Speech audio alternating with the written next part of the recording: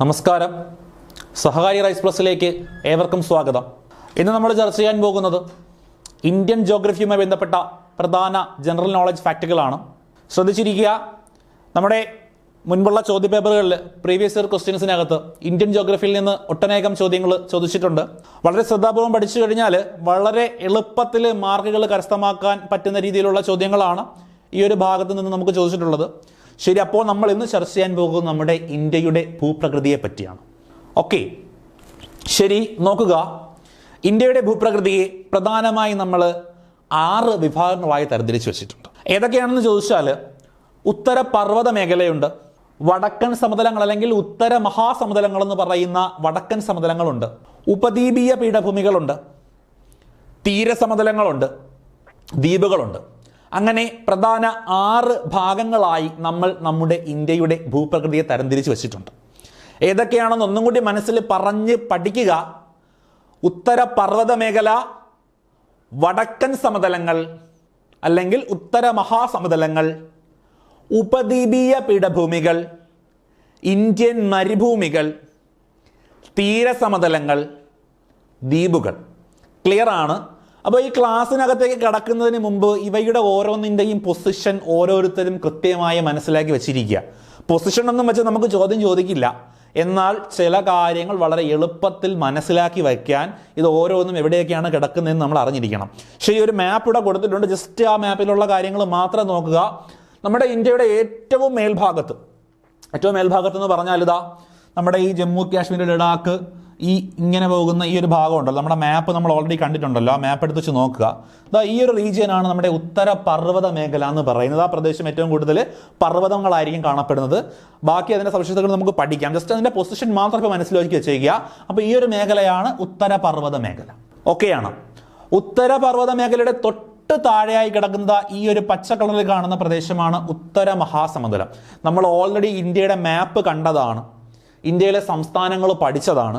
അപ്പോൾ സ്വാഭാവികമായിട്ട് നമ്മുടെ മനസ്സിലേക്ക് വരണം, ആ പ്രദേശത്ത് കാണപ്പെടുന്ന സംസ്ഥാനങ്ങൾ ഏതൊക്കെയാണെന്ന് നമ്മുടെ മൈൻഡിലേക്ക് വരണം.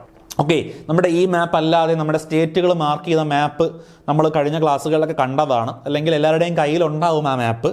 ആ മാപ്പ് എടുത്ത് വെച്ച ശേഷം ജസ്റ്റ് നോക്കുക ഈ ഒരു റീജിയനിൽ വരുന്ന സംസ്ഥാനങ്ങൾ ഏതൊക്കെയാണെന്ന്. എന്തിനാണ് നോക്കാൻ പറഞ്ഞതെന്ന് ക്ലാസ് അങ്ങോട്ട് പോകുമ്പോൾ മനസ്സിലാവും. ഓക്കെ, ശരി. അടുത്തത് ഈ ഉത്തരപർവ്വത മേഖല കണ്ടു, ഏറ്റവും മേൽഭാഗം. അതിൻ്റെ തൊട്ട് താഴെയായിട്ട് ഉത്തര മഹാസമതലം ഇങ്ങനെ വ്യാപിച്ച് കിടക്കുന്നതാ. ഇങ്ങോട്ടൊക്കെ പോയിട്ടുണ്ട് ഉത്തര മഹാസമതലം, കണ്ടോ? ഈ അറ്റത്തോട്ടൊക്കെ വ്യാപിച്ച് കിടക്കുന്നുണ്ട്. ശരി, അതിൻ്റെ തൊട്ട് താഴെയായിട്ട് ഇതാ ആ മഞ്ഞക്കടലിൽ കാണപ്പെടുന്നതാണ് ഉപദ്വീപീയ പീഠഭൂമി.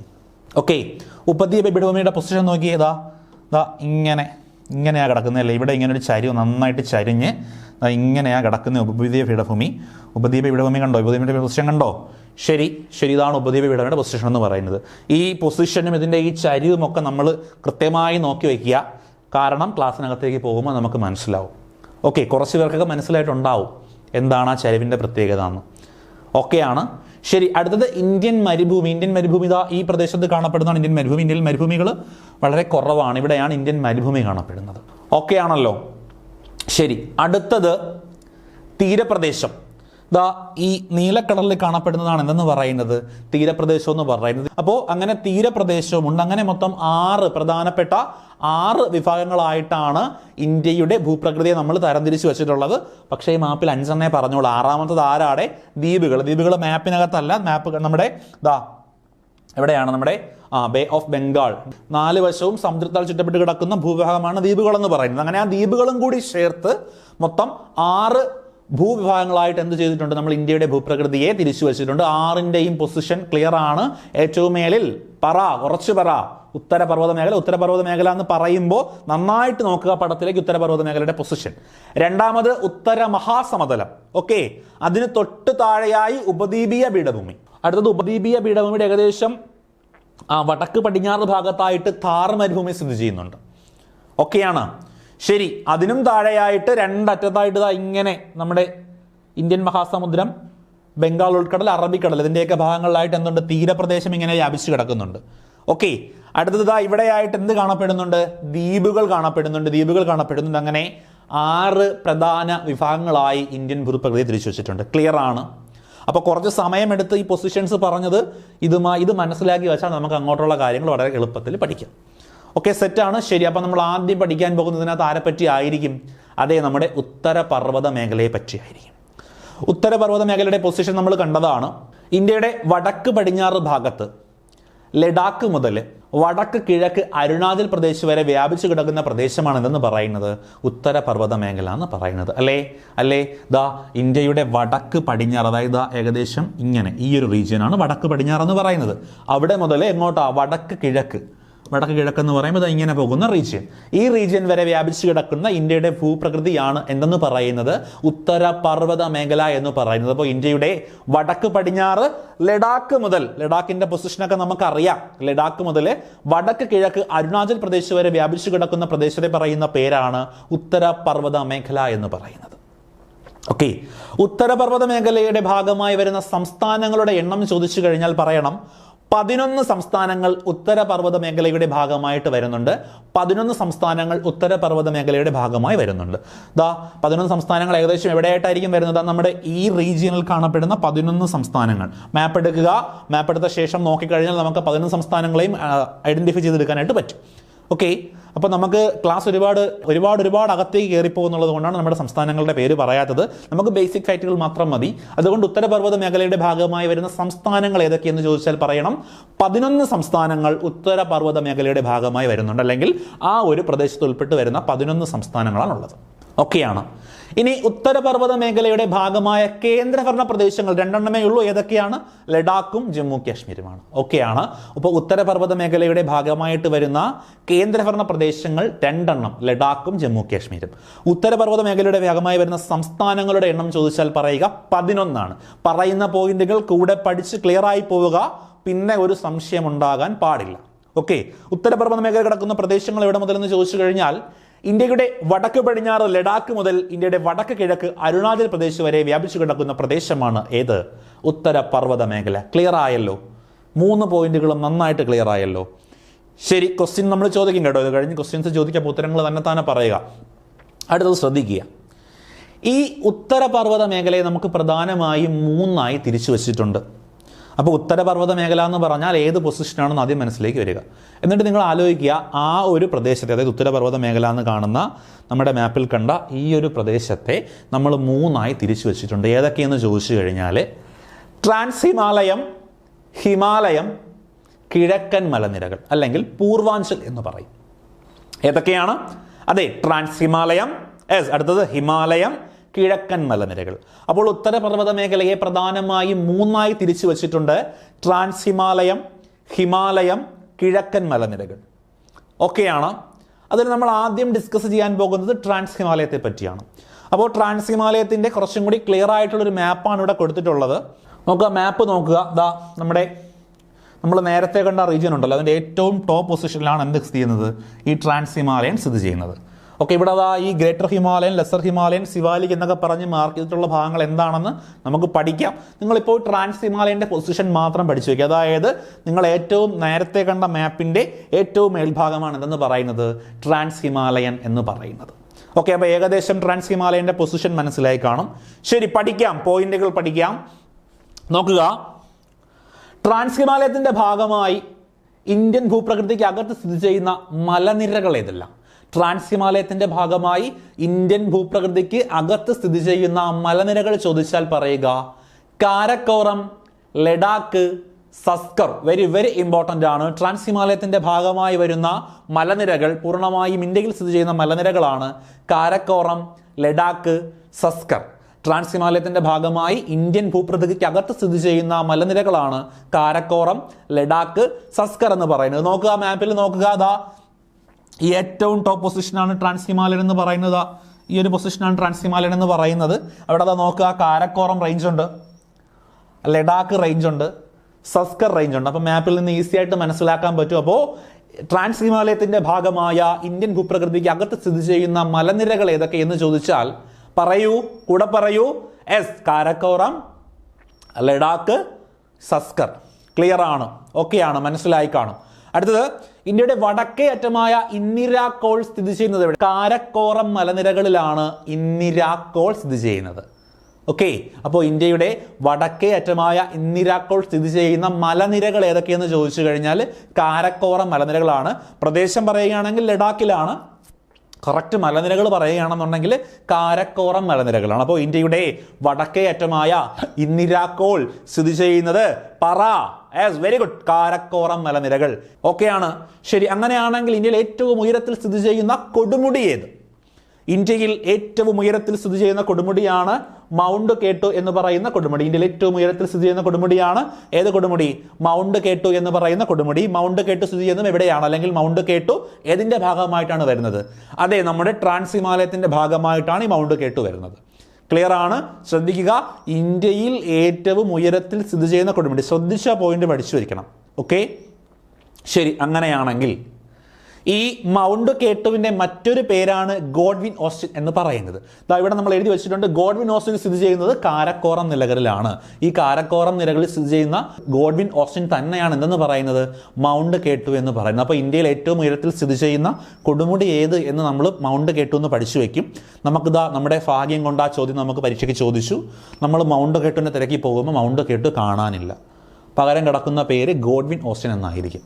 അപ്പോൾ മൗണ്ട് കേട്ടു ആയാലും ഗോഡ്വിൻ ഓസ്റ്റിൻ ആയാലും ഇവർ സ്ഥിതി ചെയ്യുന്നത് എവിടെയാണ്? കാരക്കോറം നിരകളിലാണ്. ഓക്കെയാണ്, ശരി. അങ്ങനെയാണെങ്കിൽ ഇന്ത്യയിൽ ഹിമാനികൾ കാണപ്പെടാറുണ്ട്. ഹിമാനികൾ ഇന്ത്യയിൽ സ്ഥിതി ചെയ്യുന്ന പ്രധാനപ്പെട്ട ഹിമാനികളായ സിയാച്ചിൽ ഹിമാനി, ബാൽത്തോറോ ഹിമാനി എന്നിവ സ്ഥിതി ചെയ്യുന്നത് കാരക്കോറം നിരകളിലാണ്. ഓക്കെയാണ്, സിയാച്ചിൽ ഹിമാനി, ബാർത്തോറോ ഹിമാനി എന്നിവ സ്ഥിതി ചെയ്യുന്നത് എവിടെയാണ്? കാരക്കോറം നിരകളിലാണ്. അപ്പോൾ ഇന്ത്യയിൽ കാണപ്പെടുന്ന പ്രധാനപ്പെട്ട ഹിമാനികളായ സിയാച്ചിൽ ഹിമാനി, ബാർത്തോറോ ഹിമാനി എന്നിവ സ്ഥിതി ചെയ്യുന്നത് കാരക്കോറം നിരകളിലാണ്. ഒക്കെയാണ്. ഈ സിയാച്ചിൽ ഹിമാനി വളരെ വളരെ ഇമ്പോർട്ടൻ്റ് ആണ്. സിയാച്ചിലുമായി ബന്ധപ്പെട്ട് ചോദിക്കാൻ പറ്റുന്ന നല്ല നല്ല ചോദ്യങ്ങൾ ഒരുപാടുണ്ട്. ഒരുപാട് കടുപ്പിക്കുകയൊന്നും ചെയ്യാതെ സിമ്പിളായിട്ട് നമുക്ക് പഠിച്ചു വയ്ക്കാൻ പറ്റുന്ന ചോദ്യങ്ങളാണ്. ഒന്ന്, സിയാച്ചിൽ എന്ന വാക്കിൻ്റെ അർത്ഥം എന്താണ്? അല്ലെങ്കിൽ സിയാച്ചിൽ എന്ന് പറയുന്ന വാക്കിൻ്റെ അർത്ഥം. റോസാപ്പൂക്കൾ സുലഭം എന്നാണ് സിയാച്ചിൽ എന്ന വാക്കിൻ്റെ അർത്ഥം. റോസാപ്പൂക്കൾ സുലഭം എന്നാണ്. അപ്പോൾ ഒന്നാമത്തെ പോയിന്റ് കിട്ടി. റോസാപ്പൂക്കൾ സുലഭം എന്നാണ് സിയാച്ചിൽ എന്ന വാക്കിൻ്റെ അർത്ഥം. ഓക്കെ, മൂന്നാം ധ്രുവം എന്നറിയപ്പെടുന്ന പ്രദേശം ഏത് എന്ന് ചോദിച്ചു കഴിഞ്ഞാലും പറയേണ്ട ഉത്തരം സിയാച്ചിലാണ്. തേർഡ് പോൾ അല്ലെങ്കിൽ മൂന്നാം ധ്രുവം എന്നറിയപ്പെടുന്ന പ്രദേശം ചോദിച്ചാൽ പറയണം സിയാച്ചിലാണ്. അപ്പോൾ സിയാച്ചിൽ സ്ഥിതി ചെയ്യുന്നത് കാരക്കോറം മലനിരകളിലാണ്. സിയാച്ചിൽ ഒരു ഹിമാനിയാണ്. അതിൻ്റെ അർത്ഥം, സിയാച്ചിൽ എന്ന വാക്കിൻ്റെ അർത്ഥം റോസാപ്പൂക്കൾ സുലഭം എന്നാണ്. മൂന്നാം ധ്രുവം എന്നറിയപ്പെടുന്ന പ്രദേശവും സിയാച്ചിലാണ്. ക്ലിയർ? ഓക്കെ, ശരി. പോകാം അടുത്ത പോയിന്റിലേക്ക്. ലോകത്തിലെ ഏറ്റവും ഉയരം കൂടിയ ഹെലിപാഡ്, ലോകത്തിലെ ഏറ്റവും ഉയരം കൂടിയ യുദ്ധഭൂമി എന്നിവ സ്ഥിതി ചെയ്യുന്നത് സിയാച്ചിലാണ്. അപ്പോൾ ലോകത്തിലെ ഏറ്റവും ഉയരത്തിൽ സ്ഥിതി ചെയ്യുന്ന ഹെലിപാഡ് എവിടെയാണെന്ന് ചോദിച്ചാൽ പറയണം, നിസ്സംശയം പറയാം, സിയാച്ചിൽ. ഈ സിയാച്ചിൽ തന്നെയാണ് ലോകത്തിലെ ഏറ്റവും ഉയരം കൂടിയ യുദ്ധഭൂമി. ലോകത്തിലെ ഏറ്റവും ഉയരം കൂടിയ യുദ്ധഭൂമി. Very very important point. ഏതാണ്? സിയാച്ചിലാണ്. അങ്ങനെയാണെങ്കിൽ ഇത് അടുത്ത നല്ലൊരു സൂപ്പർ ചോദ്യമാണ്. സിയാച്ചിൽ നിന്ന് ഉത്ഭവിക്കുന്ന നദി ഏത്? നദിയുടെ പേര് നൂബ്ര നദി എന്നാണ്. സിയാച്ചിൽ നിന്ന് ഉത്ഭവിക്കുന്ന നദിയുടെ പേരാണ് നൂബ്ര നദി. അപ്പോൾ ചിലപ്പോൾ ചോദിക്കും, ചുവടെ തന്നിരിക്കുന്നവയിൽ നൂബ്ര നദി ഉത്ഭവിക്കുന്ന സ്ഥലം ഏതെന്ന് ചോദിച്ചാൽ നമുക്ക് എഴുതാം. ഏതാണ്? സിയാച്ചിലാണ്. ഓക്കെ അല്ലേ? അപ്പോൾ സിയാച്ചിലുമായി ബന്ധപ്പെട്ട് ഒട്ടനേകം പ്രത്യേകതകളുണ്ട്. വളരെ പ്രധാനപ്പെട്ട പ്രത്യേകതകൾ മാത്രമേ നമ്മൾ പറഞ്ഞിട്ടുള്ളൂ. അങ്ങനെയാണെങ്കിൽ ഇന്ത്യയിൽ ഏറ്റവും ഉയരത്തിൽ സ്ഥിതി ചെയ്യുന്ന പീഠഭൂമി ഏതാ? ഇന്ത്യയിൽ ഏറ്റവും ഉയരത്തിൽ സ്ഥിതി ചെയ്യുന്ന യുദ്ധഭൂമി സിയാച്ചിലാണ്. യുദ്ധഭൂമി എന്ന് പറയുന്നത് യുദ്ധം നടക്കുന്ന സ്ഥലമാണ്. പീഠഭൂമി എന്ന് പറയുന്നത് നമ്മുടെ ഭൂപ്രകൃതിയുടെ ഭാഗമാണ്. രണ്ടും രണ്ടാണ് കേട്ടോ. എന്നാലും പഠിച്ചു വയ്ക്കുക. ഇന്ത്യയിൽ ഏറ്റവും ഉയരത്തിൽ സ്ഥിതി ചെയ്യുന്ന പീഠഭൂമി ചോദിച്ചാൽ പറയേണ്ടത് ലഡാക്ക് എന്നാണ്. ഈ ലഡാക്ക് സ്ഥിതി ചെയ്യുന്നത് ഇവിടെ തന്നെയാണ്. നമ്മുടെ ഈ ട്രാൻസ് ഹിമാലയത്തിൻ്റെ ഭാഗമായിട്ടാണ് സ്ഥിതി ചെയ്യുന്നത്. ഓക്കെയാണ്. അപ്പോൾ ഇന്ത്യയിൽ ഏറ്റവും ഉയരത്തിൽ സ്ഥിതി ചെയ്യുന്ന പീഠഭൂമി ചോദിച്ചാൽ പറയേണ്ടത് ലഡാക്കിലാണ്. ലഡാക്കിൻ്റെ മറ്റു പ്രത്യേകതകൾ: ചുരങ്ങളുടെ നാട്, തണുത്ത മരുഭൂമി എന്നിങ്ങനെ അറിയപ്പെടുന്ന പ്രദേശം ഏതാണ്? ലഡാക്കാണ്. ഓക്കെ, ചുരങ്ങളുടെ നാട്, ഇന്ത്യയിലെ തണുത്ത മരുഭൂമി എന്നിങ്ങനെ അറിയപ്പെടുന്ന പ്രദേശം ലഡാക്കാണ്. അപ്പോൾ ഇന്ത്യയിലെ ഏറ്റവും ഉയരത്തിൽ സ്ഥിതി ചെയ്യുന്ന പീഠഭൂമി ചോദിച്ചാൽ പറയുക ലഡാക്കാണ്. ചുരങ്ങളുടെ നാട്, ഇന്ത്യയിലെ തണുത്ത മരുഭൂമി എന്നിങ്ങനെ അറിയപ്പെടുന്ന പ്രദേശം ചോദിച്ചാലും പറയുക ലഡാക്കാണ്. ലഡാക്കിലേക്കുള്ള പ്രവേശന കവാടമാണ് ദ്രാസ് എന്ന് പറയുന്നത്. ലഡാക്കിലേക്കുള്ള പ്രവേശന കവാടമാണ് ദ്രാസ്. അപ്പോൾ ചോദിക്കും, ലഡാക്കിലേക്കുള്ള പ്രവേശന കവാടം ഏത് എന്ന് ചോദിച്ചാൽ പറയുക ദ്രാസ് എന്നാണ് അതിൻ്റെ പേര്. ഓക്കെ, ലഡാക്കിലേക്കുള്ള പ്രവേശന കവാടമാണ് ദ്രാസ്. ഓക്കെ, നമ്മൾ പറഞ്ഞു ഇന്ത്യയിൽ ഏറ്റവും ഉയരത്തിൽ സ്ഥിതി ചെയ്യുന്ന പീഠഭൂമിയാണ് ലഡാക്ക് എന്ന് പറയുന്നത്. നമ്മൾ ഈ പീഠഭൂമികൾ എന്ന് പറയുന്ന ഭാഗം വിശദമായിട്ട് നമ്മൾ ചർച്ച ചെയ്യും. ഇവിടെ നമ്മൾ എന്തിനാണ് പറഞ്ഞതെന്ന് ചോദിച്ചു കഴിഞ്ഞാൽ ലഡാക്ക് ഒരു പീഠഭൂമിയാണ്, അത് ഏറ്റവും ഉയരത്തിലാണ് സ്ഥിതി ചെയ്യുന്നത്, ഇതിൻ്റെ ഭാഗമാണ്, നമ്മുടെ ട്രാൻസ് ഹിമാലയത്തിൻ്റെ ഭാഗമായിട്ടാണ് വരുന്നത്. അതുകൊണ്ടാണ് നമ്മൾ ഇവിടെ അതിനെപ്പറ്റി പറഞ്ഞത്. അപ്പോൾ അത് പഠിക്കുമ്പോൾ കൂടെ എളുപ്പത്തിൽ പഠിച്ചു വയ്ക്കുക. ലോകത്തിൻ്റെ മേൽക്കൂര എന്ന് വിശേഷിപ്പിക്കുന്ന പീഠഭൂമി എന്ന് ചോദിച്ചാൽ പറയുക പാമീർ പീഠഭൂമിയാണ്. ഓക്കെ, ലോകത്തിന്റെ മേൽക്കൂര എന്ന് വിശേഷിപ്പിക്കുന്ന പീഠഭൂമി ചോദിച്ചാൽ പറയുക പാമീർ പീഠഭൂമി. ലോകത്തിന്റെ മേൽക്കൂര എന്ന് വിശേഷിപ്പിക്കുന്ന പീഠഭൂമി പറഞ്ഞേ എസ് പാമീർ പീഠഭൂമി. അങ്ങനെയാണെങ്കിൽ ഇന്ത്യയിൽ ഏറ്റവും വലിയ പീഠഭൂമി ചോദിച്ചു കഴിഞ്ഞാൽ അത് ഡെക്കാൻ പീഠഭൂമിയാണ്. ഇന്ത്യയിലെ ഏറ്റവും വലിയ പീഠഭൂമി ചോദിച്ചു കഴിഞ്ഞാൽ ഡെക്കാൻ പീഠഭൂമിയാണ്. ഡെക്കാൻ പീഠഭൂമി ഈ പറയുന്ന മേഖലയിലല്ല സ്ഥിതി ചെയ്യുന്നത്, ട്രാൻസ് ഹിമാലയത്തിന്റെ ഭാഗമായിട്ടല്ല വരുന്നത്. ലഡാക്കും പാമീറും ഏതാണ്ട് അവിടെയായിട്ടാണ് വരുന്നത്. അതുകൊണ്ടാണ് ലോകത്തിൻ്റെ മേൽക്കൂര എന്ന് പാമീറിനെ വിശേഷിപ്പിക്കുന്നത്. ഓക്കെ, സെറ്റാണേ? ശരി, ഒരിക്കൽ കൂടി നമുക്ക് നോക്കാം. നമ്മൾ ഈ പറഞ്ഞ പോയിന്റുകൾ ഒരിക്കൽ കൂടി നമുക്ക് ചർച്ച ചെയ്യാം. നമ്മൾ പറഞ്ഞത് എന്താ പറഞ്ഞത്? നമ്മുടെ ഉത്തരപർവ്വത മേഖലയെ പറ്റിയാണ് പറഞ്ഞത്. ഉത്തരപർവ്വത മേഖല ഇന്ത്യയുടെ വടക്ക് പടിഞ്ഞാറ് ലഡാക്ക് മുതൽ വടക്ക് കിഴക്ക് അരുണാചൽ പ്രദേശ് വരെയാണ് വ്യാപിച്ചു കിടക്കുന്നതെന്ന് പറഞ്ഞു. ഉത്തരപർവ്വത മേഖലയുടെ ഭാഗമായിട്ട് വരുന്ന സംസ്ഥാനങ്ങളുടെ എണ്ണം 11 പറഞ്ഞു. ഉത്തരപർവ്വത മേഖലയായ ഭാഗമായിട്ട് വരുന്ന കേന്ദ്രഭരണ പ്രദേശങ്ങൾ ലഡാക്കും ജമ്മു കാശ്മീരുമാണെന്ന് പറഞ്ഞു. ഉത്തരപർവ്വത മേഖലയെ പ്രധാനമായി 3ആയി തിരിക്കാമെന്ന് പറഞ്ഞു. ഏതൊക്കെയാണ്? ട്രാൻസ് ഹിമാലയം, ഹിമാലയൻ, കിഴക്കൻ മലനിരകൾ. ഇതിൽ ട്രാൻസ് ഹിമാലയത്തെ പറ്റി നമ്മൾ പറഞ്ഞു, അതിനെപ്പറ്റി നമ്മളൊന്ന് ചർച്ച ചെയ്യുകയാണ്. ഒന്നും കൂടെ സ്പീഡിന് പറഞ്ഞു പോവുകയാണ്, ശ്രദ്ധിച്ചു നോക്കുക. ട്രാൻസ് ഹിമാലയത്തിന്റെ ഭാഗമായിട്ട് വരുന്ന ഇന്ത്യൻ ഭൂപ്രകൃതിക്ക് അകത്ത് സ്ഥിതി ചെയ്യുന്ന പർവ്വതനിരകളാണ് ഏതൊക്കെ? കാരക്കോറം, ലഡാക്ക്, സസ്കർ. ഓക്കെ, കാരക്കോറം, ലഡാക്ക്, സസ്കർ. ഈ കാരക്കോറം മലനിരകളിലാണ് എന്ത് സ്ഥിതി ചെയ്യുന്നത്? Yes, very good. ഇന്ത്യയുടെ വടക്കേ അറ്റമായ ഇന്ദിരാക്കോൾ സ്ഥിതി ചെയ്യുന്നത് കാരക്കോറം നിരകളിലാണ്. പിന്നെ വേറെ എന്തുണ്ട് കാരക്കോറത്ത്? പറഞ്ഞേ. യെസ്, മൗണ്ട് കേട്ടു അല്ലെങ്കിൽ ഗോഡ്വിൻ ഓസ്റ്റിൻ സ്ഥിതി ചെയ്യുന്നത് കാരക്കോറം മലനിരകളിലാണ്. എന്താണ് മൗണ്ട് കേട്ടുവിന്റെ പ്രത്യേകത?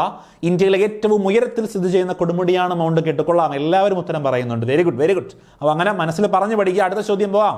ശരി, സിയാച്ചിൽ, ബാർത്തോറ എന്നീ ഹിമാനികൾ സ്ഥിതി ചെയ്യുന്നത് എവിടെ തന്നെയാണ്? മലനിരകൾ സ്ഥിതി ചെയ്യുന്നത് എവിടെ തന്നെയാണ്? അതെ, കാരക്കോറം മലനിരകൾ തന്നെയാണ്. എന്തൊക്കെയാണ്? സിയാച്ചിൽ, ബാർത്തോറ എന്നീ ഹിമാനികൾ സ്ഥിതി ചെയ്യുന്നത് എവിടെ തന്നെയാണ്? കാരക്കോറം മലനിരകളിൽ തന്നെയാണ്. എങ്കിൽ പറഞ്ഞേ, സിയാച്ചിൽ എന്ന വാക്കിന്റെ അർത്ഥം പറഞ്ഞേ. യെസ്, റോസാപ്പൂക്കൾ സുലഭം എന്നാണ് സിയാച്ചിൽ എന്ന വാക്കിന്റെ അർത്ഥം. തേർഡ് പോൾ ഓഫ് എന്നറിയപ്പെടുന്നത് ഏതാണ്? 3ാം ധ്രുവം എന്നറിയപ്പെടുന്നത് ഏതാണ്?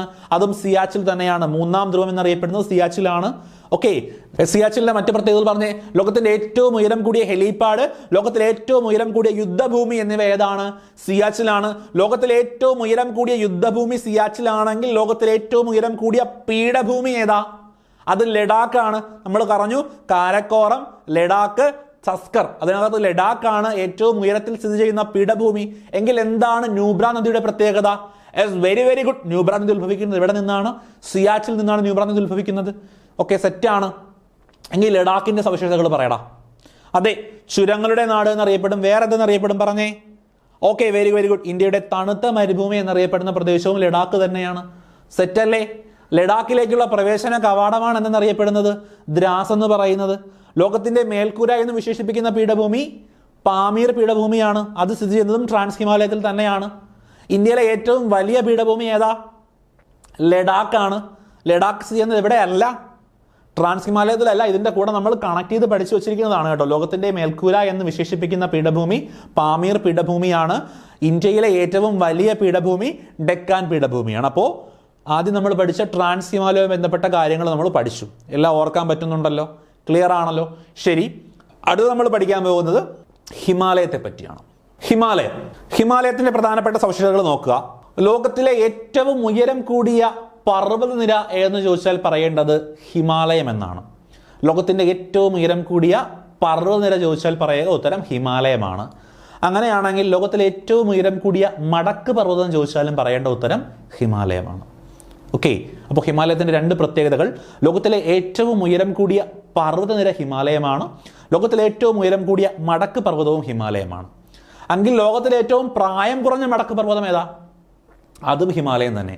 അപ്പോൾ ലോകത്തിലെ ഏറ്റവും ഉയരം കൂടിയ പർവ്വതനിര, ലോകത്തിലെ ഏറ്റവും ഉയരം കൂടിയ മടക്ക് പർവ്വതം, ലോകത്തിലെ ഏറ്റവും പ്രായം കുറഞ്ഞ മടക്ക് പർവ്വതം, ഇതെല്ലാം ചോദിച്ചാൽ പറയേണ്ട ഉത്തരം ഹിമാലയമാണ്.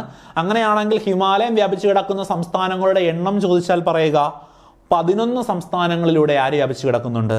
ഹിമാലയം വ്യാപിച്ചു കിടക്കുന്നുണ്ട്. ഓക്കെ, 11 സംസ്ഥാനങ്ങളിലൂടെ ആര് വ്യാപിച്ചു കിടക്കുന്നുണ്ട്? ഹിമാലയം വ്യാപിച്ചു കിടക്കുന്നുണ്ട്. നമ്മൾ നേരത്തെ കണ്ട ട്രാൻസ് ഹിമാലയത്തിന്റെ തൊട്ട് താഴെയായിട്ടാണ് ആര് വരുന്നത്? ഹിമാലയം വരുന്നത്. പടം ഞാൻ കാണിച്ചു തരാം. ഹിമാലയം വരുന്നത് ട്രാൻസ് ഹിമാലയത്തിൻ്റെ തൊട്ട് താഴെയായിട്ടാണ്. ഓക്കെ, നിങ്ങൾക്ക് ആ ഉത്തരപർവ്വത മേഖലയുടെ മാപ്പ് ഓർമ്മയുണ്ടല്ലോ, ഇങ്ങനെയാണ് കിടക്കുന്നത്. അതിൻ്റെ ഏറ്റവും മേൽഭാഗത്ത് ട്രാൻസ് ഹിമാലയം, അതിൻ്റെ തൊട്ട് താഴെയായിട്ടാണ് ആര് കാണപ്പെടുന്നത്? ഹിമാലയം കാണപ്പെടുന്നത്. അപ്പോൾ ഹിമാലയത്തിൽ വ്യാപിച്ച് കിടക്കുന്ന സംസ്ഥാനങ്ങളുടെ എണ്ണവും 11 തന്നെയാണ്. ജമ്മു കാശ്മീർ എന്ന് പറയുന്ന കേന്ദ്രഭരണ പ്രദേശത്തിലൂടെ കടന്നു പോകുന്നുണ്ട്? ഹിമാലയം കടന്നു പോകുന്നുണ്ട്. ജമ്മു ആൻഡ് കാശ്മീർ എന്ന കേന്ദ്രഭരണ പ്രദേശത്തിലൂടെ ആര് കടന്നു പോകുന്നുണ്ട്? ഹിമാലയം കടന്നു പോകുന്നുണ്ട്. അതുകൂടാതെ 11 സംസ്ഥാനങ്ങളിലൂടെയും ആര് കടന്നു പോകുന്നുണ്ട്? ഹിമാലയം കടന്നു പോകുന്നുണ്ട്. ഒക്കെയാണ്. അപ്പോൾ ലോകത്തിലെ ഏറ്റവും ഉയരം കൂടിയ പർവ്വതനിര ചോദിച്ചാൽ പറയേണ്ട ഉത്തരം ഹിമാലയമാണ്. ലോകത്തിലെ ഏറ്റവും ഉയരം കൂടിയ മടക്ക് പർവ്വതം, ലോകത്തിലെ ഏറ്റവും പ്രായം കുറഞ്ഞ മടക്ക് പർവ്വതം ഒക്കെ ചോദിച്ചാൽ പറയേണ്ട ഉത്തരം ഹിമാലയമാണ്. ഹിമാലയം വ്യാപിച്ചു കിടക്കുന്ന സംസ്ഥാനങ്ങളുടെ എണ്ണം 11 ജമ്മു കാശ്മീർ കേന്ദ്രഭരണ പ്രദേശത്തിലൂടെ കടന്നു പോകുന്നത് ആര് തന്നെയാണ്? ഹിമാലയം തന്നെ, അല്ലെങ്കിൽ ഹിമാലയം കടന്നു പോകുന്ന കേന്ദ്രഭരണ പ്രദേശമാണ് ജമ്മു കാശ്മീർ. ഒക്കെയാണ്. കുറച്ച് എളുപ്പമുള്ള പോയിന്റുകളാണ്. ശരി, എന്നാൽ നോക്കുക, ഈ ഹിമാലയത്തെ നമ്മൾ 3ആയി തിരിച്ചു വെച്ചിട്ടുണ്ട്. ഓക്കെ, നമ്മൾ ഉത്തരപർവ്വത മേഖലയെ 3ആയി തിരിച്ചു. ട്രാൻസ് ഹിമാലയം, ഹിമാലയം, കിഴക്കൻ മലനിരകൾ. അതിലെ ട്രാൻസ് ഹിമാലയത്തെക്കുറിച്ച് നമ്മൾ പറഞ്ഞു, തിരിഞ്ഞു പോകരുത് കേട്ടോ. ട്രാൻസ് ഹിമാലയത്തെ പറ്റി നമ്മൾ പറഞ്ഞു, ഹിമാലയത്തെ പറ്റി നമ്മൾ പഠിച്ചുകൊണ്ടിരിക്കുകയാണ്. ഇനി നമുക്ക് കിഴക്കൻ മലനിരകളെ പറ്റി പഠിക്കണം. നമ്മൾ ഈ പറഞ്ഞ ഹിമാലയത്തെ നമ്മൾ വീണ്ടും 3ആയി തിരിച്ചു വെച്ചിട്ടുണ്ട്. ഹിമാദ്രി, ഹിമാചൽ, സിവാലിക്. ഹിമാദ്രി, ഹിമാചൽ, സിവാലിക്, അങ്ങനെ 3ആയിട്ട് എന്ത് ചെയ്തിട്ടുണ്ട്? നമ്മുടെ ഹിമാലയത്തെ വീണ്ടും തിരിച്ചു വെച്ചിട്ടുണ്ട്. ഹിമാദ്രി, ഹിമാചൽ, സിവാലിക്. ഹിമാദ്രി, ഹിമാചൽ, സിവാലിക്. ഓക്കെയാണ്. ശരി, നോക്കുക, അതിൻ്റെ ഒരു മാപ്പ് ഇവിടെ കൊടുത്തിട്ടുണ്ട്. അപ്പോൾ ഈ കാണുന്നതാണ് അതിൻ്റെ മാപ്പ് എന്ന് പറയുന്നത്. ഏറ്റവും മേലിൽ കാണപ്പെടുന്നത് നോക്കുക, ഈ ഒരു ഭാഗത്തെ നമ്മൾ ആദ്യം കണ്ട ആ ഉത്തരപർവ്വത മേഖലയുടെ ആ ഭാഗത്തെയാണ് നമ്മൾ, രണ്ടാമത് വരുന്ന ഭാഗത്തെയാണ് നമ്മളിങ്ങനെ തിരിച്ചു വെച്ചിരിക്കുന്നത്. ഓക്കെ, ഏറ്റവും മേലിലായിട്ട് ഗ്രേറ്റർ ഹിമാലയൻ കാണപ്പെടുന്നുണ്ട്, രണ്ടാമതായിട്ട് ലെസർ ഹിമാലയൻ കാണപ്പെടുന്നുണ്ട്, മൂന്നാമതായിട്ട് സിവാലിക് കാണപ്പെടുന്നു. അപ്പോൾ സ്വാഭാവികമായിട്ട് ഡൗട്ട് വരും, നമ്മൾ പഠിച്ചത് ഹിമാദ്രി, ഹിമാചൽ, സിവാലിക് എന്നല്ലേ, പിന്നെ എവിടെ നിന്നാണ് ഗ്രേറ്റർ ഹിമാലയോ ലെസർ സിവാലിക്കോ ഒക്കെ വന്നത് എന്ന് ചോദിച്ചാൽ, ഏറ്റവും മേലിൽ കാണപ്പെടുന്ന ഈ ഭാഗം ഉണ്ടല്ലോ, ഇതാണ് എന്തെന്ന് പറയുന്നത്? ഹിമാദ്രി എന്ന് പറയുന്നത്. അതിനെ തന്നെയാണ് ഗ്രേറ്റർ ഹിമാലയൻ എന്നറിയപ്പെടുന്നത്. ഓക്കെ, ഹിമാദ്രിയുടെ തൊട്ട് താഴെയായിട്ട്, കറക്റ്റ് പറയുകയാണെങ്കിൽ ഹിമാദ്രിയുടെ തെക്ക് ഭാഗത്തായിട്ട് ലെസർ ഹിമാലയം കാണപ്പെടുന്നുണ്ട്. അയാളെയാണ് നമ്മൾ ഹിമാചൽ എന്ന് പറയുന്നത്. ഓക്കെ, അതിൻ്റെയും തെക്ക് ഭാഗത്ത് തൊട്ട് താഴെയായിട്ടാണ് സിവാലിക് കാണപ്പെടുന്നത്. ക്ലിയർ ആയോ? അപ്പോൾ ഗ്രേറ്റർ ഹിമാലയൻ, ലെസർ ഹിമാലയൻ, സിവാലിക് എന്നിങ്ങനെ അറിയപ്പെടുന്ന പ്രദേശങ്ങൾ ഏതൊക്കെയാണ്? ഗ്രേറ്റർ ഹിമാലയൻ എന്നറിയപ്പെടുന്നത് ഹിമാദ്രിയാണ്. നമ്മുടെ ഹിമാലയത്തെ 3ആയി തിരിച്ചു വെച്ചിട്ടുണ്ട്. ആ 3ആയി തിരിച്ചു വെച്ചതിൽ ഏറ്റവും മുകളിൽ കാണപ്പെടുന്ന പ്രദേശമാണ് ഹിമാദ്രി. ഹിമാദ്രിയുടെ തൊട്ട് താഴെയായി, കൃത്യമായി പറയുകയാണെങ്കിൽ തെക്ക് ഭാഗത്തായിട്ടാണ് ആര് സ്ഥിതി ചെയ്യുന്നത്? ലെസർ ഹിമാലയം അല്ലെങ്കിൽ ഹിമാചൽ സ്ഥിതി ചെയ്യുന്നത്. ഓക്കെ, അതിനും താഴെയായി സിവാലിക് സ്ഥിതി ചെയ്യുന്നു. അങ്ങനെ പ്രധാനപ്പെട്ട 3 ഭാഗങ്ങളായി ഹിമാലയത്തെ നമ്മൾ തിരിച്ചു വച്ചിട്ടുണ്ട്. ഇതിൽ ഓരോ ഭാഗങ്ങൾക്കുമുണ്ട് പ്രത്യേകതകൾ, ഓരോ ഭാഗത്തും സ്ഥിതി ചെയ്യുന്ന മലനിരകളുണ്ട്. അവയെപ്പറ്റി നമ്മൾ പഠിക്കണം. ശരി, പോകാം ക്ലാസ്സിലേക്ക്. നോക്കുക, ഹിമാലയത്തിന്റെ ഏറ്റവും വടക്കേറ്റത്തുള്ള ഉയരം കൂടിയ പർവ്വതനിരകളെ പറയുന്ന പേരാണ് ഹിമാദ്രി എന്ന് നമ്മൾ ഇപ്പോൾ ഈ പടത്തിൽ കണ്ടതാണ്. ഇതാണ് നമ്മൾ ഹിമാലയത്തെ തിരിച്ചു വെച്ചിരിക്കുന്നതിൻ്റെ ഏറ്റവും വടക്ക് ഭാഗം. ഹിമാലയത്തിന്റെ ഏറ്റവും വടക്ക് ഭാഗം, ഇന്ത്യയുടെ ഏറ്റവും വടക്ക് ഭാഗത്ത് പോകണ്ട, ഇന്ത്യയുടെ വടക്ക് ഭാഗത്താണ് ഈ പറയുന്ന ഉത്തരപർവ്വത മേഖല സ്ഥിതി ചെയ്യുന്നത്. അതിലെ ഹിമാലയത്തിന്റെ ഏറ്റവും വടക്ക് ഭാഗത്താണ് ആര് സ്ഥിതി ചെയ്യുന്നത്? ഹിമാദ്രി അല്ലെങ്കിൽ ഗ്രേറ്റർ ഹിമാലയൻ സ്ഥിതി ചെയ്യുന്നത്. ഓക്കെ, അപ്പോൾ ഹിമാലയത്തിന്റെ ഏറ്റവും വടക്കേ അറ്റത്തുള്ള ഉയരം കൂടിയ പർവ്വതനിര എന്ന് ചോദിച്ചാൽ പറയേണ്ട ഉത്തരം ഹിമാദ്രി എന്നാണ്. മറ്റു പ്രത്യേകതകൾ, ഹിമാലയത്തിന്റെ നട്ടെല്ല് ഗ്രേറ്റർ ഹിമാലയം, ഇന്നർ ഹിമാലയ എന്നിങ്ങനെ അറിയപ്പെടുന്നതും ഹിമാദ്രിയാണ്. ഓക്കെ, എന്നൊക്കെ അറിയപ്പെടും? ഹിമാലയത്തിന്റെ നട്ടെല്ല് എന്നറിയപ്പെടും. ഓക്കെ, ഗ്രേറ്റർ ഹിമാലയ നമ്മളിപ്പോൾ കണ്ടതാണ്. ഗ്രേറ്റർ ഹിമാലയ എന്നറിയപ്പെടുന്നത് ആരാണ്? ഹിമാദ്രിയാണ്. പിന്നെ ഇന്നർ ഹിമാലയ എന്നറിയപ്പെടുന്നതും ആര് തന്നെയാണ്? ഹിമാദ്രി തന്നെയാണ്. അപ്പം 3 പേരുകൾ പറഞ്ഞേ. ഹിമാലയത്തിന്റെ നട്ടെല്ല്, ഗ്രേറ്റർ ഹിമാലയ, ഇന്നർ ഹിമാലയ എന്നീ പേരുകൾ അറിയപ്പെടുന്നത് ഹിമാദ്രിയാണ്. ഒക്കെയാണ്. ഹിമാലയത്തിന്റെ ഏറ്റവും വടക്കേ അറ്റത്തുള്ള ഉയരം കൂടിയ പർവ്വതനിരയാണ് ഹിമാദ്രി. ഹിമാദ്രി അറിയപ്പെടുന്ന പേരുകളാണ് എന്തെന്ന്? Greater Himalaya, inner Himalaya.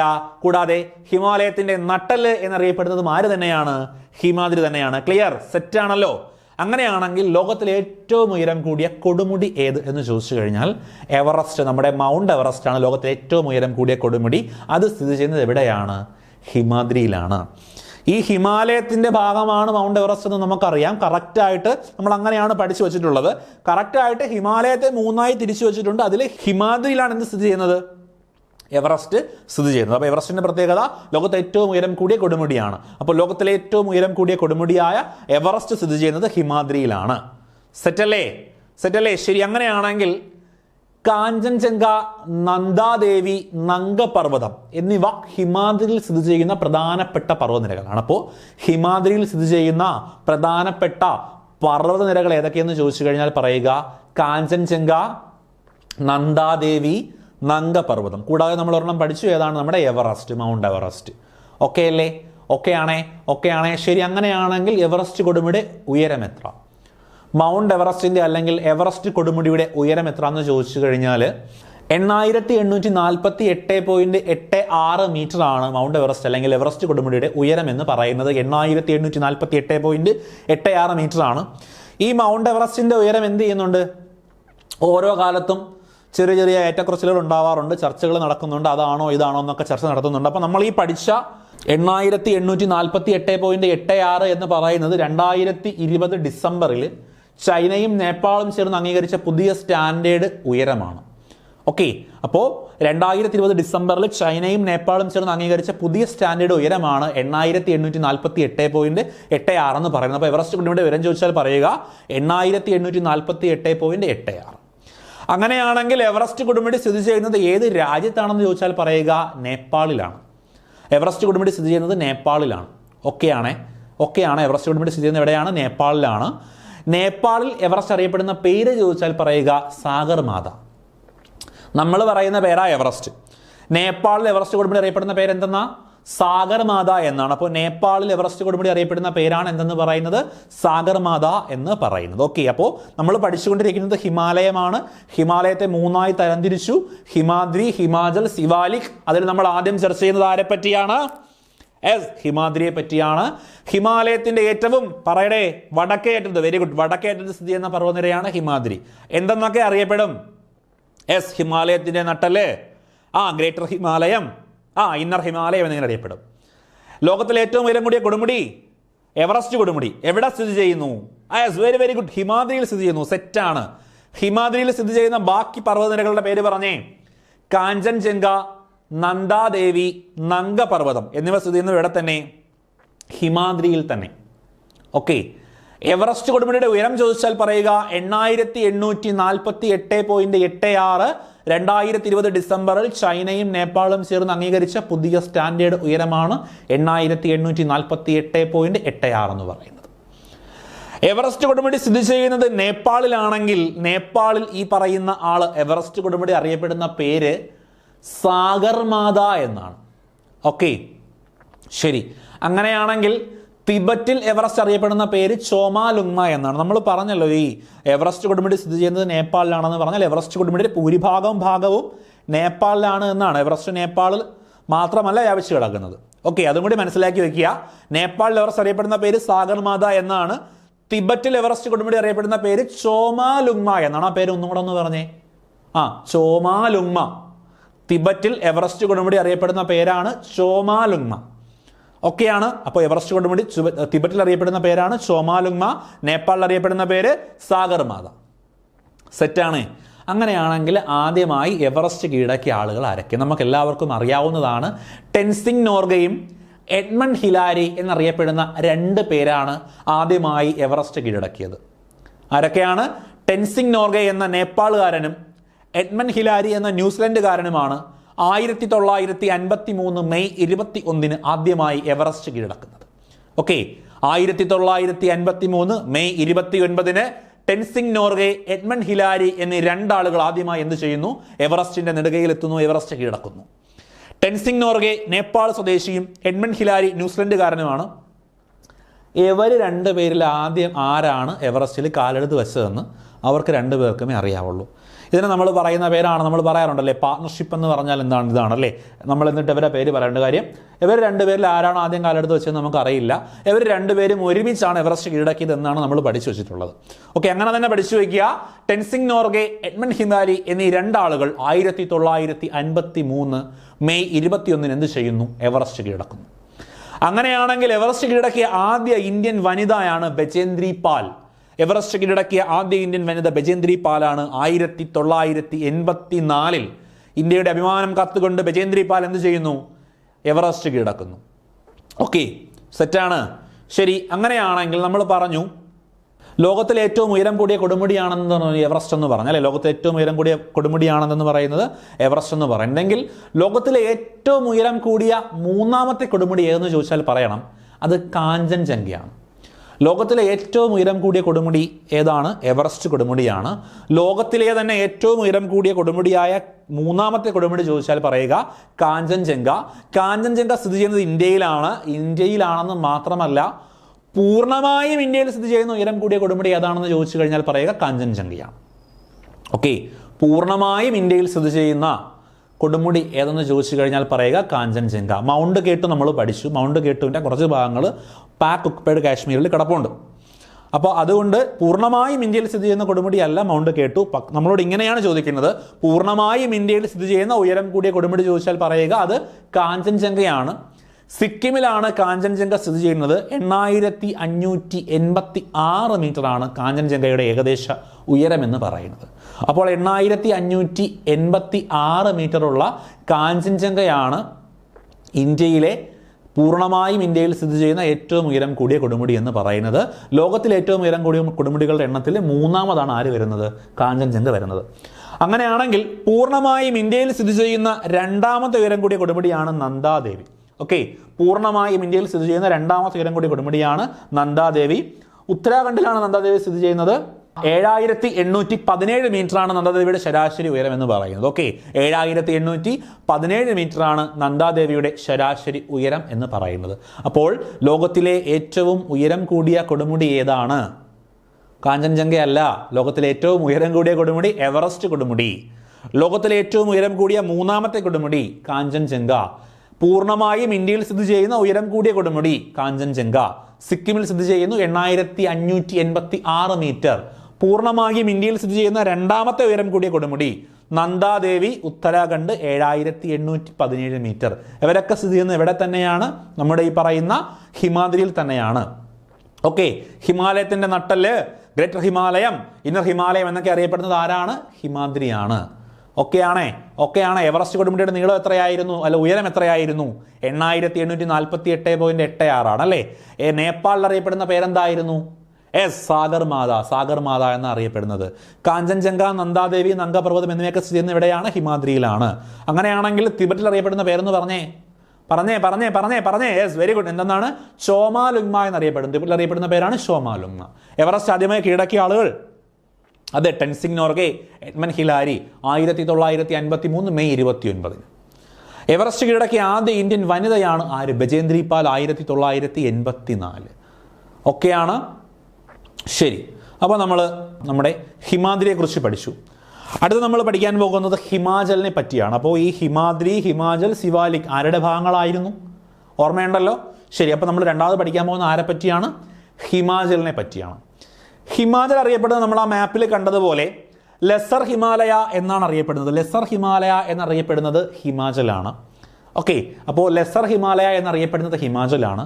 ഒരുപാട് സുഖവാസ കേന്ദ്രങ്ങൾ, നമ്മളൊക്കെ മനസ്സുകൊണ്ട് പോകണമെന്ന് ആഗ്രഹിക്കുന്ന ഒരുപാട് സുഖവാസ കേന്ദ്രങ്ങൾ സ്ഥിതി ചെയ്യുന്നത് ഹിമാചലിലാണ്. അപ്പോൾ ഹിമാചലിലുള്ള ഓരോ സുഖവാസ കേന്ദ്രങ്ങൾ പഠിക്കുമ്പോഴും ജോലിയൊക്കെ വാങ്ങിച്ച് അവിടെ പോകുന്ന സ്വപ്നം കണ്ടുകൊണ്ട് പഠിക്കുക. നോക്കാം ഹിമാചലിലെ പ്രധാന സുഖവാസ കേന്ദ്രങ്ങൾ ഏതൊക്കെയാണെന്ന്. കാശ്മീരുണ്ട്, ഷിംലയുണ്ട്, കുളു, മണാലി, ഡൽഹൌസി, ഡാർജിലിംഗ്, മുസോറി, നൈനിറ്റാൾ, അൽമോറ. അങ്ങനെ അറിയപ്പെടുന്ന പ്രധാനപ്പെട്ട ചില സുഖവാസ കേന്ദ്രങ്ങളൊക്കെ സ്ഥിതി ചെയ്യുന്നത് എവിടെയാണ്? ഹിമാചലിലാണ്. ഒരിക്കൽ കൂടി പറയുക, ഹിമാചലിലെ പ്രധാനപ്പെട്ട സുഖവാസ കേന്ദ്രങ്ങളാണ് കാശ്മീർ, കുളു മണാലി, ഷിംല, ഡൽഹൌസി, ഡാർജിലിംഗ്, മുസോറി, നൈനിറ്റാൾ, അൽമോറ. ചിലപ്പോൾ നമ്മളോട് ചോദിക്കാം, മുസോറി സുഖവാസ കേന്ദ്രം സ്ഥിതി ചെയ്യുന്നത് ഏത് ഭാഗത്താണ്? എവിടെയാണ്? ഹിമാചലിലാണ്. ഓക്കെ അല്ലേ? അപ്പോൾ അങ്ങനെയൊക്കെ ചോദിച്ചാൽ നമ്മൾ എഴുതണം. ഓക്കെ, അപ്പോൾ പ്രധാനപ്പെട്ട സുഖവാസ കേന്ദ്രങ്ങൾ, നമ്മൾ ഈ പറഞ്ഞ സുഖവാസ കേന്ദ്രങ്ങളൊക്കെ സ്ഥിതി ചെയ്യുന്നത് ഹിമാചലിലാണ്. ഹിമാചലിലെ ഏറ്റവും നീളമേറിയ പർവ്വതനിര ചോദിച്ചാൽ പറയുക പീർപ്പഞ്ചൽ പർവ്വതനിര എന്നാണ്. ഹിമാചലിലെ ഏറ്റവും നീളമേറിയ പർവ്വതനിരയാണ് ഏത്? പീർപ്പഞ്ചൽ പർവ്വതനിര. ഹിമാചലിലെ ഏറ്റവും നീളമേറിയ പർവ്വതനിര ചോദിച്ചാൽ പറയുക പീർപ്പഞ്ചൽ പർവ്വതനിരയാണ് ഹിമാചലിലെ ഏറ്റവും നീളമേറിയ പർവ്വതനിര എന്ന് പറയുന്നത്. ഹിമാചലിലെ പ്രധാനപ്പെട്ട ചുരങ്ങൾ ചോദിച്ചാൽ പറയുക ബനിഹാൾ ചുരം, പീർപ്പഞ്ചൽ ചുരം, റോഹ്താങ് ചുരം എന്നീ പ്രധാനപ്പെട്ട ചുരങ്ങൾ സ്ഥിതി ചെയ്യുന്നത് എവിടെയാണ്? ഹിമാചലിലാണ്. ഓക്കെ, ബനിഹാൾ ചുരം, പീർപ്പഞ്ചൽ ചുരം, റോഹ്താങ് ചുരം എന്നീ പ്രധാനപ്പെട്ട ചുരങ്ങൾ സ്ഥിതി ചെയ്യുന്നത് എവിടെയാണെന്ന് ചോദിച്ചാൽ പറയുക ഹിമാചലിലാണ്. ഓക്കെ, ക്ലിയർ ആണല്ലോ? ക്ലിയർ ആണ്. ശരി, ഒരിക്കൽ കൂടി പറയാം. ഹിമാചൽ ലെസർ ഹിമാലയം എന്നറിയപ്പെടുന്ന പർവ്വതനിരയാണ് ഹിമാചൽ എന്ന് പറയുന്നത്. ഹിമാചലിലെ പ്രധാനപ്പെട്ട സുഖവാസ കേന്ദ്രങ്ങൾ അല്ലെങ്കിൽ സുഖവാസ കേന്ദ്രങ്ങൾ സ്ഥിതി ചെയ്യുന്ന ഉത്തരപർവ്വത മേഖലയുടെ ഭാഗം ചോദിച്ചാൽ പറയേണ്ടത് ഹിമാചൽ എന്നാണ്. ഹിമാചലിൽ സ്ഥിതി ചെയ്യുന്ന പ്രധാനപ്പെട്ട സുഖവാസ കേന്ദ്രങ്ങളാണ് കാശ്മീർ, ഷിംല, കുണു മണാലി, ഡൽഹൌസി, ഡാർജിലിംഗ്, മുസ്സോറി, നൈനിറ്റാൾ, അൽമോറ. ഹിമാചലിലെ ഏറ്റവും നീളമേറിയ പർവ്വതനിര ചോദിച്ചാൽ പറയുക പീർപ്പഞ്ചൽ പർവ്വതനിരയാണ് ഹിമാചലിലെ ഏറ്റവും നീളമേറിയ പർവ്വതനിര. ഹിമാചലിലെ പ്രധാനപ്പെട്ട ചുരങ്ങൾ ചോദിച്ചാൽ പറയുക, പറഞ്ഞേ ഒന്ന്. ബനിഹാൾ ചുരം, പീർപ്പഞ്ചൽ ചുരം, റോഹ്താങ് ചുരം. സെറ്റാണ്, ക്ലിയർ ആണ്. ശരി, അപ്പൊ നമ്മൾ ഹിമാദ്രി പഠിച്ചു, ഹിമാചൽ പഠിച്ചു. അടുത്ത് നമ്മൾ പഠിക്കും സിവാലിക്. ഔട്ടർ ഹിമാലയം എന്നറിയപ്പെടുന്ന പർവ്വതനിരയാണ് സിവാലിക് എന്നറിയപ്പെടുന്നത്. എന്തെന്നറിയപ്പെടും? ഔട്ടർ ഹിമാലയം. ഔട്ടർ ഹിമാലയം എന്നറിയപ്പെടുന്നതാണ് സിവാലിക്. ഹിമാചലിന് തെക്ക് ഭാഗത്ത് സ്ഥിതി ചെയ്യുന്ന ഉയരം കൂടിയ പർവ്വതനിര ഹിമാചലിന് തെക്ക് ഭാഗത്താണെന്ന് നമുക്കറിയാമല്ലോ. നമ്മൾ ആ പടം ക്ലിയർ ആയിട്ട് കണ്ടതാണല്ലോ. ഹിമാചൽ ഇങ്ങനെ കിടക്കുന്നു, ഹിമാചലിന്റെ തൊട്ട് തെക്ക് ഭാഗത്തായിട്ട് തൊട്ട് താഴെയായിട്ട് ആര് കിടക്കുന്നുടേ? സിവാലിക് കിടക്കുന്നു. അപ്പോൾ ഹിമാചലിന്റെ തെക്കു ഭാഗത്ത് സ്ഥിതി ചെയ്യുന്ന ഉയരം കൂടിയ പർവ്വതനിരയാണ് സിവാലിക് എന്ന് പറയുന്നത്. സിവാലിക്കിൽ കാണപ്പെടുന്ന നീളമേറിയതും വിസ്തൃതവുമായ താഴ്വരകളെ പറയുന്ന പേരുകളാണ് ഡൂണുകൾ എന്ന് പറയുന്നത്. ഓക്കെ, അപ്പോൾ സിവാലിക്കിലാണ് എന്ത് കാണപ്പെടുന്നത്? ഡൂണുകൾ കാണപ്പെടുന്നത്. എന്താണ് ഡൂണുകൾ എന്ന് ചോദിച്ചു കഴിഞ്ഞാൽ നീളമേറിയതും വിസ്തൃതവുമായ താഴ്വരകൾ കാണപ്പെടുന്നു. എവിടെ? സിവാലിക്കിൽ. അങ്ങനെ സിവാലിക്കിൽ കാണപ്പെടുന്ന നീളമേറിയതും വിസ്തൃതവുമായ താഴ്വരകളെ പറയുന്ന പേരാണ് ഡൂണുകൾ എന്ന് പറയുന്നത്. ഏറ്റവും വലിയ ഡൂൺ ഏതെന്ന് ചോദിച്ചാൽ ഡെറാഡൂൺ എന്നാണ് ഉത്തരം. ഏറ്റവും വലിയ ഡൂൺ ഏത് എന്ന് ചോദിച്ചാൽ പറയുക ഡെറാഡൂൺ. ഓക്കെ, സെറ്റാണല്ലോ. അപ്പോൾ ഏറ്റവും വലിയ ഡൂൺ എന്ന് ചോദിച്ചാൽ പറയുക ഡെറാഡൂൺ ആണ് ഏറ്റവും വലിയ ഡൂൺ എന്ന് പറയുന്നത്.